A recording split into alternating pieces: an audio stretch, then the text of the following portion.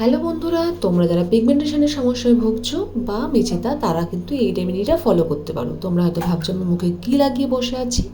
তো এটা হলো পাপায়া, আটা, হানি অ্যান্ড রোজ ওয়াটার। এই চারটেকে একসাথে মিশিয়ে তোমরা একটা পেস্ট বানাবে। পেস্ট বানানোর সাথে সাথে এটা মুখে লাগাবে। যখন দেখবে অল্প অল্প শুকোতে শুরু করেছে, তোমরা এটা করে নানা রকম নিজের যে কোনো কাজও করতে পারো। যখন দেখবে এটা শুকিয়ে গেছে, তখন মুখের মধ্যে ভালো করে জল দিয়ে হালকা করে রাব করে এটা কিন্তু ধুয়ে ফেলতে পারো।